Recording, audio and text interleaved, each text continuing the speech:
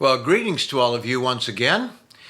Passover is finally here. By the time that some of you see this, it will already be gone. Others perhaps will see this just before the Passover.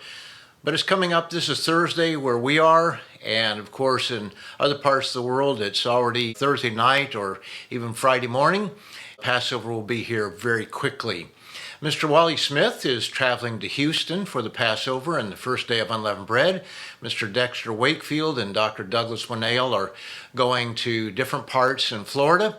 So they'll be traveling, and we have many people traveling. Many of our leaders around the world will be traveling to different places for the Passover.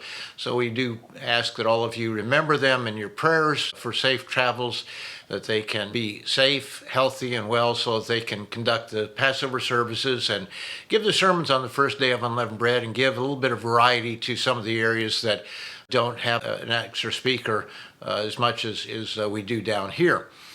Mr. Reese Ellis returned from a short pre-Passover visit to Dubai, where he was able to baptize a new member. He also visited go-tos and brethren in Ethiopia and performed a wedding in Benin. Eswatini, which many of you may remember as Swaziland, is going back into another lockdown. We have members there, and because of the COVID situation, they're going back into lockdown, limiting the ability of the brethren to gather at this important time. So while some places are opening up, other places are shutting down. And again, it's important for us to remember that not every place is like the United States or perhaps Canada or Britain. When they say shut down, they expect that people stay in their homes, and they don't take too kindly to people not following their directions. Mr. Rob Tyler reports that in the Philippines there's been an increase in COVID-19, and so as a result the government has Manila, the largest city there, going back into lockdown. So we're very saddened by that. Our brethren there have been locked down for quite a long time, finally opened up, and now they're going back into lockdown right as the Passover is coming up. The upcoming holy days will be live streamed from the Manila office for all those in Manila and the surrounding area there. I want to mention that Mr. Freddie Benitez, one of our ministers in the Philippines, had a stroke here several months ago, and he's making a very slow recovery. His left side is paralyzed. His mind apparently is very good, and he is making some progress, but is very slow. So please remember Mr. Freddie Benitez in your prayers. He's very important individual there, as all of our ministers are, wherever they are, because we are so few. So please remember him in your prayers. Here at headquarters, I thought I would just pass along how things have gone in the last year since the last Passover. We've hired a number of new people here. Mr. Ben Graham, we hired to work in editorial, and he'll be helping out with social media and some of the graphics for the internet and just a number of areas. We've wanted to hire him, frankly, for quite a few years, and we usually have 2 or 3 people vying for him because of his talents, and we're able to have him now. He's been working here for several months, and very appreciative to be able to add him to the editorial staff and other places as well. We also hired this last year Mr. Ryan Foster and Mr. Kyle Wolford full-time, working in IT internet. I'll say IT internet because there's a difference between IT and internet, but some of the subtleties I'm not always exactly familiar with working in that area, the technical areas.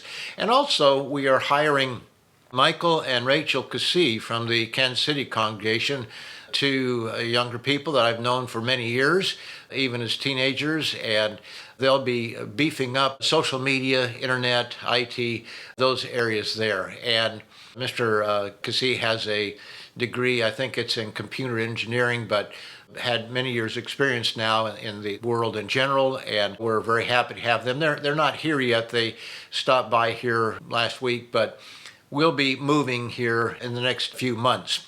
Our newest hire is Mr. Tyler Wayne.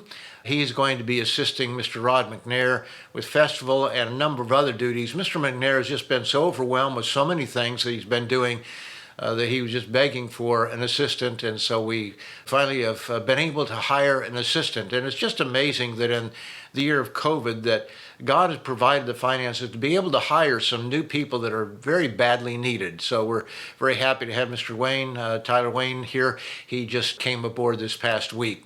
And another hire that we had a couple of months ago is Amanda Casey. She's actually filling a vacancy in accounting and finance, but all the others have been really new positions, but we're very thankful to have Amanda here as well. I thought I'd mention a little bit about the Living Youth Camp because we've had such an overwhelming response in terms of staff. And we have a good number of campers, somewhere around 110 campers, but we also have young adult staff that would have been campers perhaps in past years, but we have a young adult staff that we want to give them the opportunity to serve their fellow campers, and we've got about 25 of them as well. So altogether, we've got about 135 in that camper range, and that number will no doubt go up before camp. But we have so many staff that we've had to turn down about 30 older staff. I know that some are disappointed. This is painful, frankly, to have to turn down people that you know, people that you love, and in some cases are close friends, but we've had to turn down a number of people simply because we have more than what we need. And sometimes it's a matter of trying to limit the number of mini campers that are there. Sometimes a staff member wants to come and has 3 or 4 mini campers, and so we have to limit that. We will have some mini campers that will be there, but we try to limit it as much as possible. But there are numerous reasons why, and these are all fine people, good people. We don't have anything against them, but nevertheless, we had to limit it. So please be patient and apply again next year, and we'll see if we can work you in next year. That's about it for the most part, but I hope all of you are preparing for Passover, preparing spiritually. It's always the physical part that we put so much emphasis on so many times with getting the leaven out, which we need to do, but we need to get the spiritual leaven out as well. And this has just been a tremendous year for causing us to think about the more serious things of life and what we believe and why we believe it.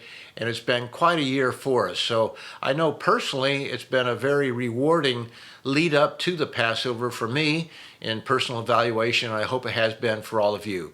So this is Gerald Weston for the week ending March the 27th, 2021 for the Living Church of God.